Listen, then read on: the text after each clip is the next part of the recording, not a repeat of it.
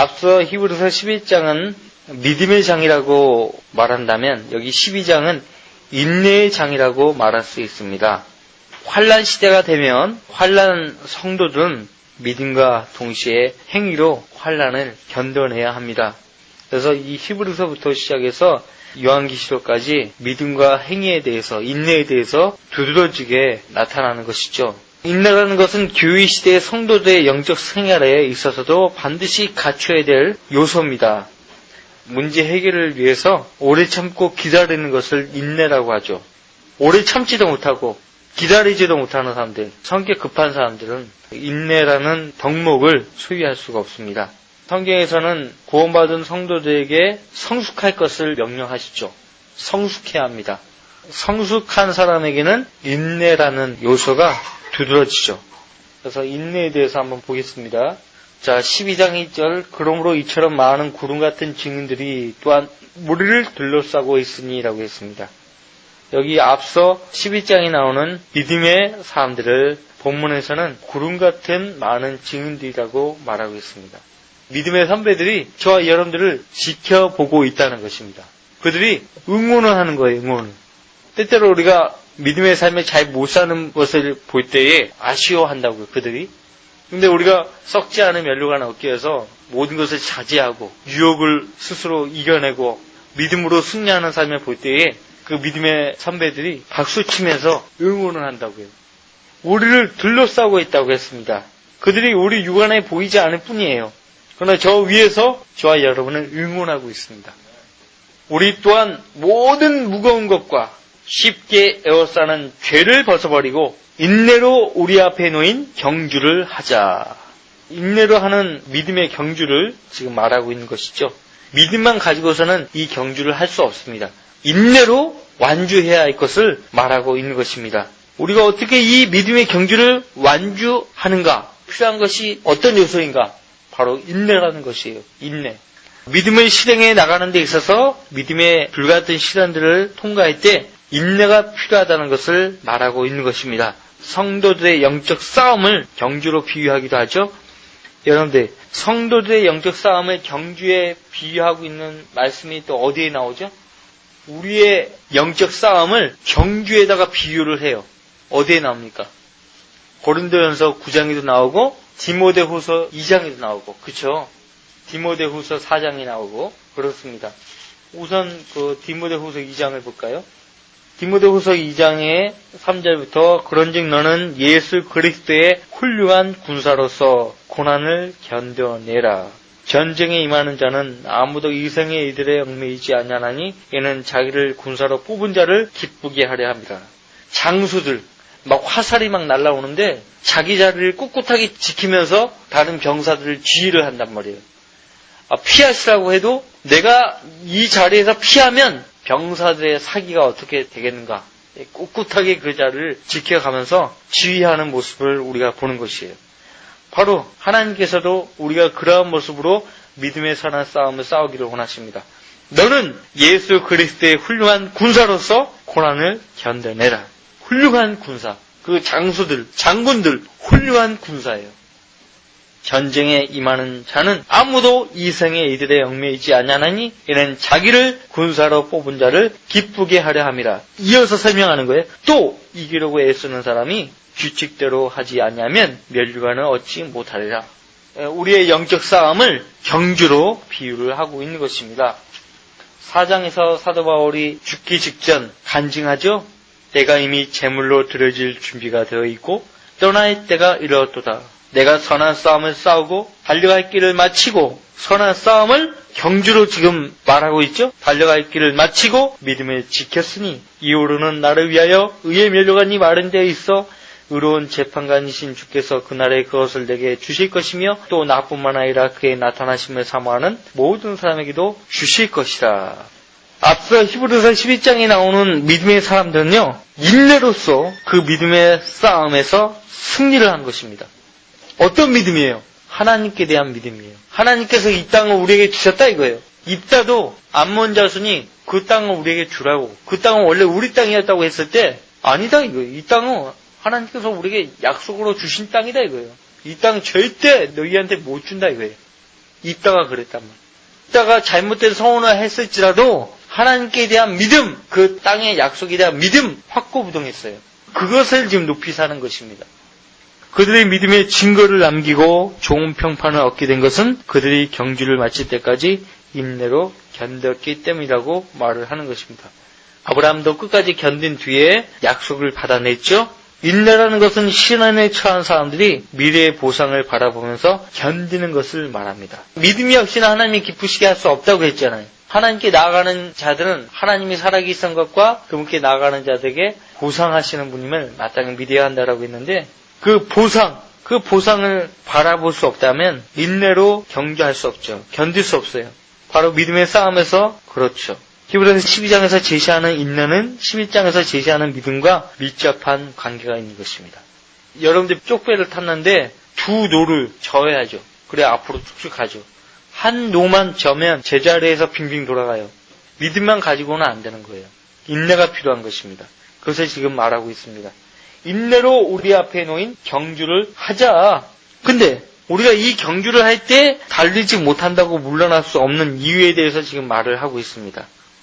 인내로 하는 믿음의 경주이기 때문에 그렇다는 것이에요. 수많은 증인들이 구름처럼 우리 주위에서 우리를 바라보고 있기 때문이라고 말하고 있습니다. 우리가 완주를 할 수밖에 없는 이유가 바로 그거예요. 수많은 믿음의 선배들이 우리의 경주를 바라보고 응원하고 있다. 그렇게 말하고 있습니다. 그들이 우리를 격려하면서 힘을 북돋아 주죠. 여러분들 경주를 할 때에 경기장에 관중들이 응원을 하느냐 응원하지 않느냐 거기에 따라 승패가 갈립니다. 하다못해 야구장에 가면 누가 응원을 지도합니까? 치어리더가 짧은 치마 입고 그렇게 하잖아요. 자기를 보고 좀 이렇게 좀 응원 좀 해달라고 하잖아요. 그죠? 남의 땅에서도 승리를 합니다. 응원을 하느냐 안 하느냐 그게 싸움의 승패가 달려 있어요. 근데 여러분들 전쟁터에서는 응원을 못 하잖아요. 전쟁터에서는 병사가 스스로 용기를 가져야 돼요. 경주하고 전쟁과의 차이는 바로 거기에 있어요. 그런데 전쟁터에서 지휘자가 그렇게 하면 그걸 보고 병사들이 죽음을 불사하고 싸움에 자기 목숨을 내어 던질 수 있어요. 근데 재판관기를 한번 볼래요? 재판관기 20장에 보면 19절부터 봅시다. 이스라엘 자손이 아침에 일어나 기브아를 향하여 진쳤더라. 이스라엘 사람들이 베냐민을 대적하여 싸우러 나갔으며 이스라엘 사람들이 기브아에서 그들을 대적하여 싸우려고 전열을 가다듬었으나 베냐민 자손들이요 엄청난 나쁜 짓거리를 한 거예요. 나쁜 짓거리를 했는데 이스라엘 전 지파가 나쁜 짓거리를 한 베냐민 자손을 좀 혼쭐을 내주자 해가지고 온 지파가 연합 전선을 이루어가지고 베냐민 자손을 무찌릅니다. 그런데 전세가 죄를 안 지었던 이스라엘 지파들이요 실패하는 거예요. 싸움에서 계속 지는 거예요. 죄를 지었던 베냐민 자손은 계속 승리하는 거예요. 어떻다고 생각하세요? 여러분이 이스라엘 지파라면 어떻게 할 거예요? 네? 20절 이스라엘 사람들이 베냐민을 대적하여 싸우러 나갔으며 이스라엘 사람들이 기브아에서 그들을 대적하여 싸우려고 전열을 가다듬었으나 베냐민 자손이 기브아에서 나와서 그날에 이스라엘인 22,000명을 쳐부숴 땅에 거꾸로 떨었더라. 그 백성 이스라엘 사람들이 스스로 용기를 내요. 바로 이거예요. 스스로 용기를 내요. 그들이 첫날 전열을 가다듬었던 그 자리에서 다시 전열을 가다듬었더라. 바로 이거예요. 적수를 이기는 방법이에요. 싸움에서 실패하든 승리하든 간에 중요한 것은 정언니를 상실했다고 생각한 그때에 다시 스스로 용기를 내어서 전열을 가다듬는 거예요. 23절 이스라엘 자손이 올라가서 저녁까지 주 앞에 울며 주의 조언을 구하며 말하기를 내가 내 형제 베냐민 자손을 대적하여 싸우러 다시 가야 하리이까 하였더니 주께서 말씀하시기를 그들을 대적하여 올라가라 하시니라. 이스라엘 자손이 둘째 날 베냐민 자손을 치러 가까이 나아갔으나 베냐민도 둘째 날 그들을 치러 기브아에서 나와서 다시 이스라엘 자손 18,000명의 쳐부숴 땅에 거꾸로 들었더니 이들 모두는 칼을 빼는 자였더라. 그러자 이스라엘의 모든 자손과 모든 백성이 올라가 하나님의 집에 와서 울며 주 앞에 앉아서 그날 저녁까지 금식하며 주 앞에 번제와 화목제물을 드리고 이스라엘 자손이 주께 물어 그 당시에는 하나님의 언약궤가 거기 있고 아론의 손자 엘르아살의 아들 피나스가 그 당시에는 그 앞에 섰습니다. 말씀드리기를 내가 내 형제 베냐민 자손을 데려가여 싸우러 다시 나가야 하리이까 아니면 그만두리이까 하니 주께서 말씀하시기를 올라가라. 내일은 내가 그들을 너의 손에 넘겨주리라 하십니다.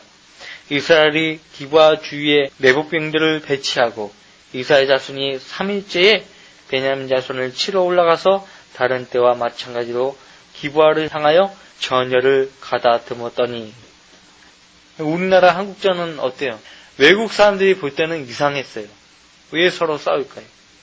이스라엘 지파들은 베냐민 자손과 싸우는 것을 싫어했던 거예요. 31절 베냐민 자손이 백성에 대적하러 나가서 성읍으로부터 멀리 유인되었더라.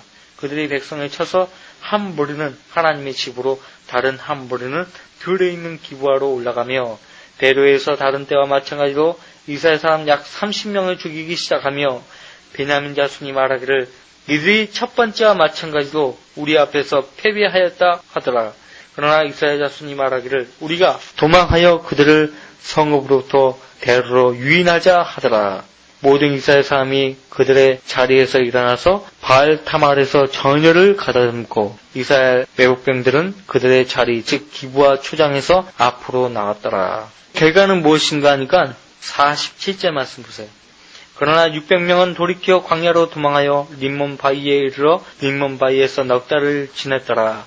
이스라엘 사람들이 베냐민 자손에게로 다시 돌이켜 칼날로 그들을 쳤으니 온 성읍 사람들은 물론이요 짐승들도 손에 닥치는 대로 쳤으며 또한 그들이 잃은 모든 성읍을 불살랐더라. 결과적으로 승리했어요. 이스라엘 지파들이 승리했다고요. 잠언에 보면은 뭐라고 했어요? 하나님께서 사람이 악으로는 굳게 설 수 없다고 했어요. 재판관계 20장의 내용을 통해서 교훈을 얻는데 이쪽 편에서 우리 편에서는 시책을 당할 만한 일을 한 적이 없어요. 죄를 짓지 않았다고요. 분명 상대방은 죄를 지었어요. 근데 상대방이 이기는 거예요. 어떻게 하는 거예요? 이스라엘 백성들이 했던 것처럼 하는 거예요. 다시 스스로 용기를 내어서 전열을 가다듬고 처음 자리로 돌아오는 거예요. 그리고 하나님께 금식하고 기도하고 하는 거예요. 그러면 하나님께서 결과적으로 승리를 우리에게 허락하신다고. 악으로는 사람이 굳게 설 수 없다고 했어요. 잊지 마세요. 어떤 식으로든지 악으로는 굳게 설 수 없어요. 반드시 무너지는 거예요. 자, 다시 히브리서 12장으로 돌아오시면요.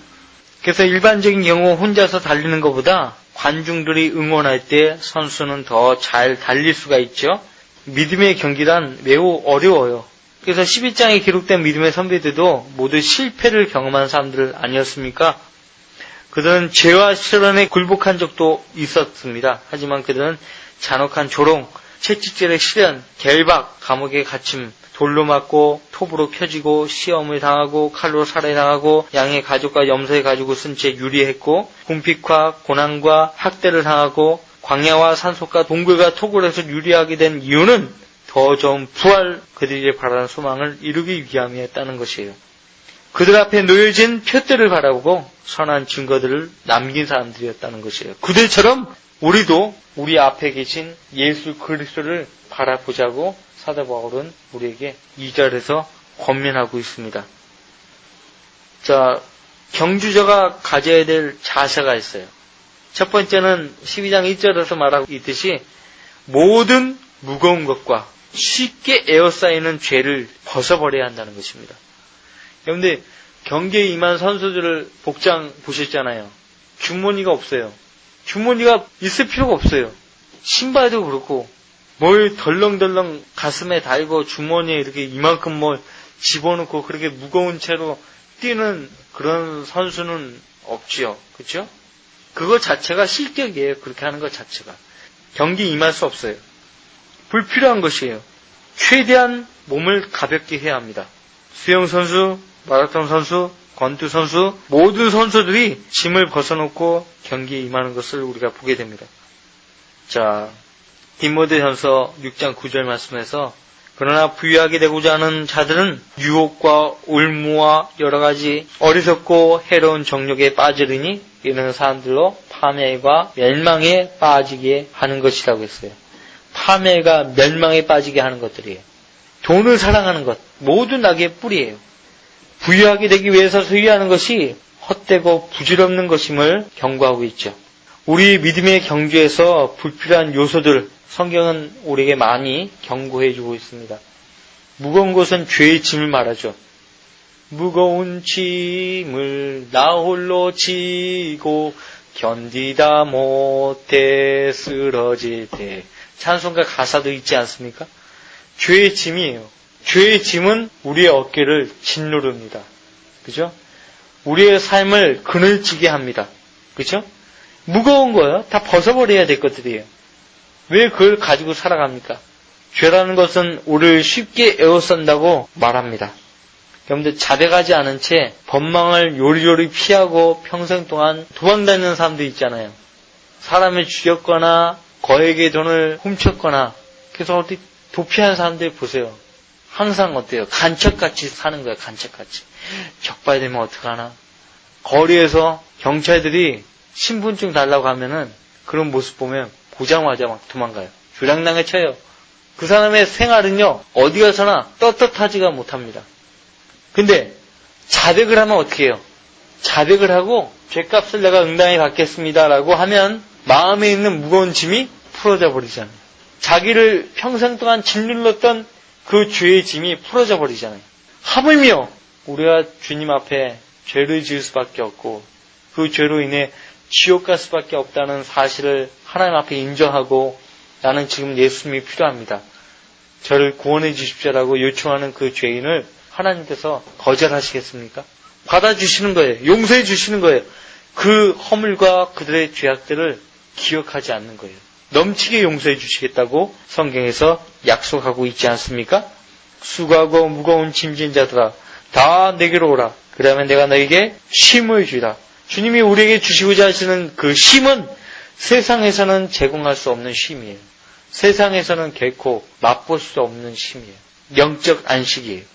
우리의 믿음의 경주에서 죄라는 것은 지속적으로 나타나서 믿음의 경주를 하는 우리의 다리를 걸고 넘어집니다.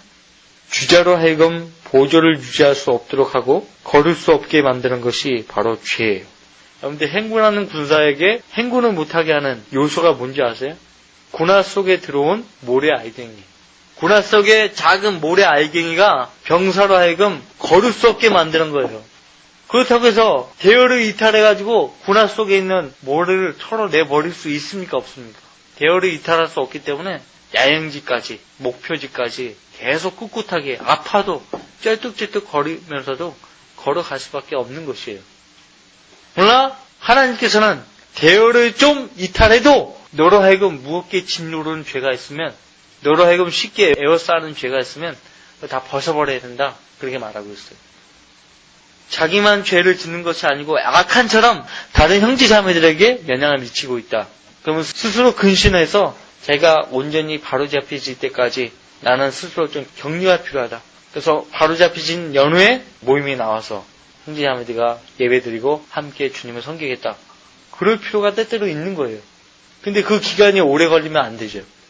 그 기간이 오래 걸리면 곤란해요. 고린도전서 9장을 한번 볼까요? 9장 24절. 고린도전서 9장 24절. 같이 있습니다.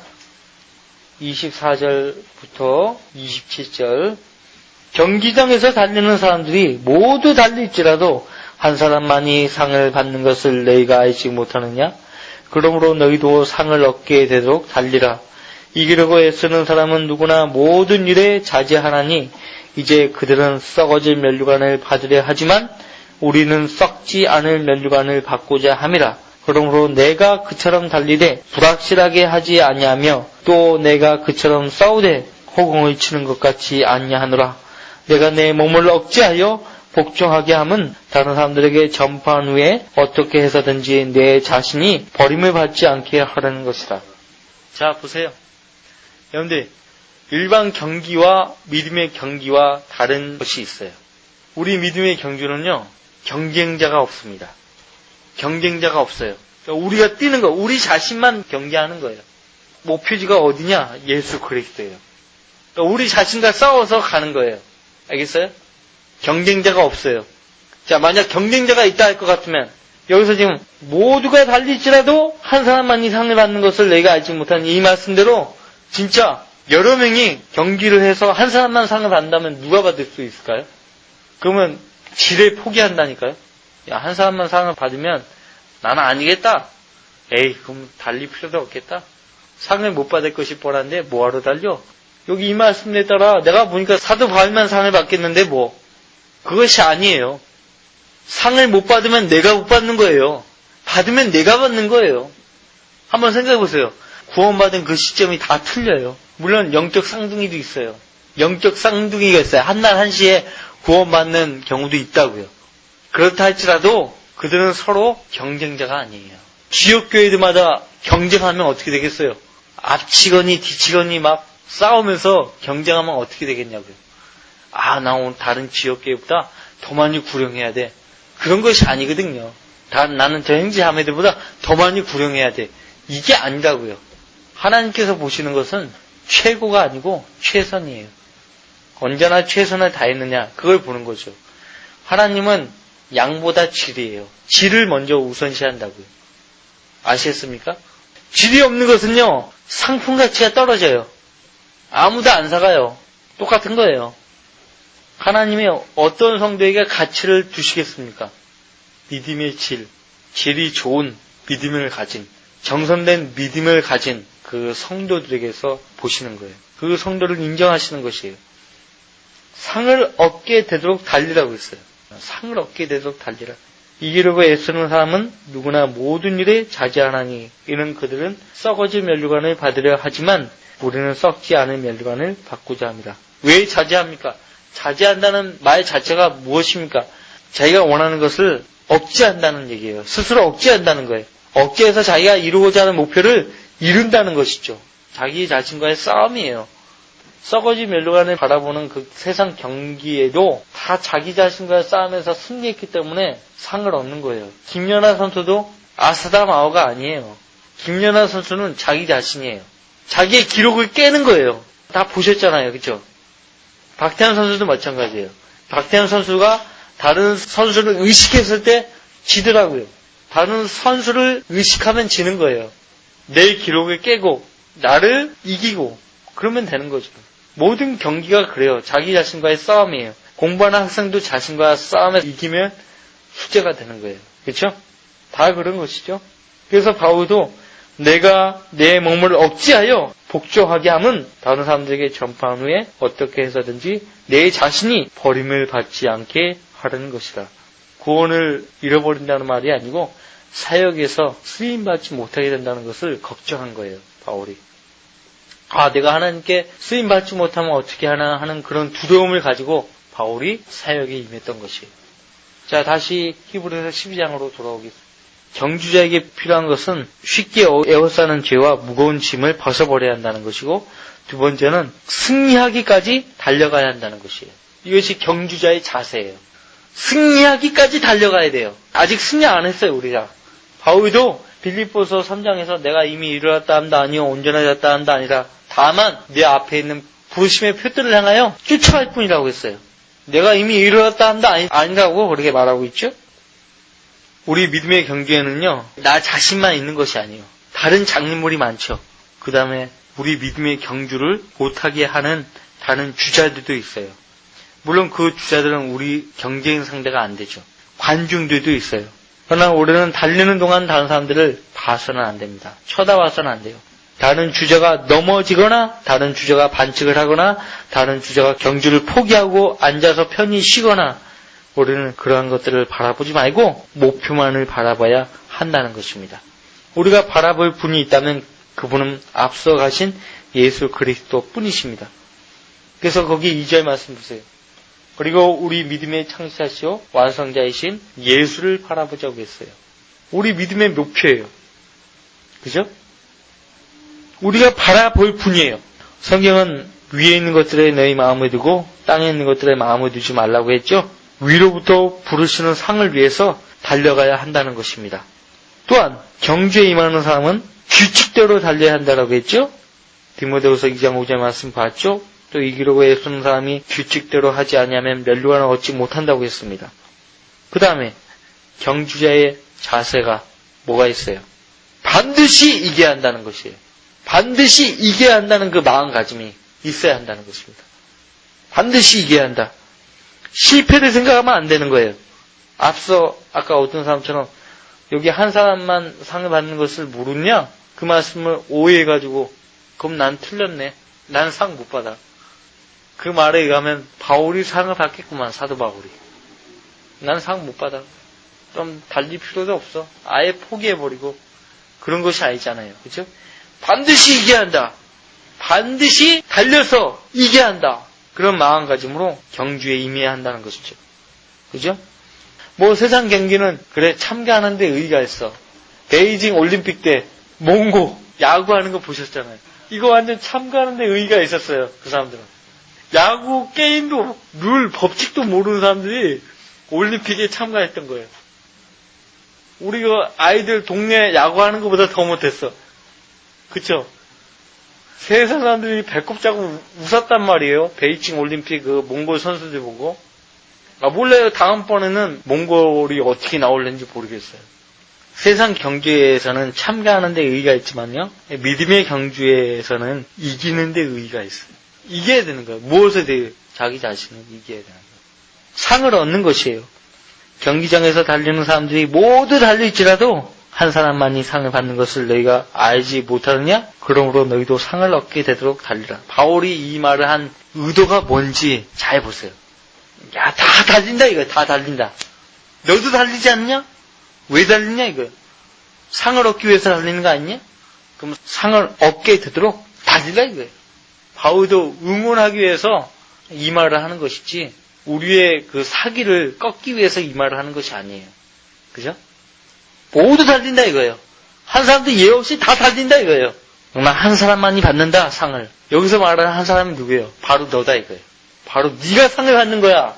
그러니까 상을 얻게 되도록 달리라 이거예요. 그 말을 하고 있는 거죠. 삐딱하게 보면은 안 되는 거예요. 삐딱하게. 성경을 자기 궁리에 맞게끔 보면 큰일 나는 거죠. 바울이 그의 달려갈 길을 마쳤을 때 그에게는 의의 멸류관이 기다리고 있었다고 했죠. 그러니까 달려갈 길을 마쳤다고 하니까 아니 바울이네. 바울만 상을 받겠네. 그것이 아니에요. 바울은 자신의 달려갈 길을 마친 거예요. 그럼 나도 나의 달려갈 길을 마쳐야 되는 거예요. 그렇죠? 내가 달려갈 길을 마치면 승리를 얻는 거예요. 스스로 자제하고 유혹을 이겨내고 그러면 썩지 않은 멸류관을 받는 거예요. 아시겠죠? 내가 받는 거예요. 각자의 경기예요. 반드시 이겨내야 돼요. 반드시. 끝으로 인내로 우리의 앞에 놓인 경주를 하자고 했죠. 우리의 경주는, 믿음의 경주는 단거리가 아니 장거리예요. 마라톤과 같아요. 인내라는 것은 잠깐 뛰는 단거리 선수들에게 필요한 요소가 아니잖아요. 그렇죠? 장거리 선수에게 필요한 것은 뭐예요? 지구력이에요. 지구력. 성경은 이것을 인내라고 부릅니다. 중요한 것은 이 경주는 갈수록 더 힘이 든다는 것이죠. 구원을 딱 받고 나면요, 몰라요. 몇 년이든 몇 개월이건 사람에 따라 다르지만 구원받고 나면 누구든지 구름 위에서 살아갑니다. 성령 충만한 가운데 살아가요. 성령 충만한 가운데 살다가 자기 옛 본성이 막 튀어나오고 육신적인 생활을 막 하게 되고 그러면 이제 희열을 잃어버리고 회의를 갖고 그렇게 된다고요. 그러나 차이가 있지만은 구원받은 그 즉시 구름 위에서 살아가요. 구름 위에서. 그래서 다음에 이제 깨닫는 것이 믿음의 삶이 어렵구나. 그것을 알게 되는 거예요. 믿음의 삶이 어렵구나. 처음에는 선생님께서 어리니까 도와주시거든요. 모든 걸 도와줘요. 불효하면 열매도 막 있고 모든 것을 다 도와주시는데 어리니까 도와주시는 거거든요. 근데 조금 이제 좀 어느 정도 이제 진리를 맛보고 자기 자신을 알면 믿음의 삶이 어렵다는 거 그것을 깨닫게 되죠. 우리에게는 반드시 인내가 필요해요. 마지막 결승점에 이를 때까지 우리의 믿음은 이 인내로 뒷받침되어야만 넘어지거나 뒤처지지 않게 되는 것입니다. 너희에게 인내가 필요함은 너희가 하나님의 뜻을 행한 후에 그 약속을 받기 위함이라고 히브리서 10장 36절은 고민하고 있지 않습니까? 야고보서도 인내라는 것이 우리를 온전하게 하는데 필수적인 덕목이라고 말하고 있습니다. 이는 너희 믿음의 실현이 인내를 만들어내는 줄 너희가 알미라. 그러나 인내를 온전히 이루라. 이는 너희가 온전하고 잘 갖추어져 아무것도 부족함이 없게 하려 함이라고 했습니다. 다음 주에 이어서 보도록 하겠습니다.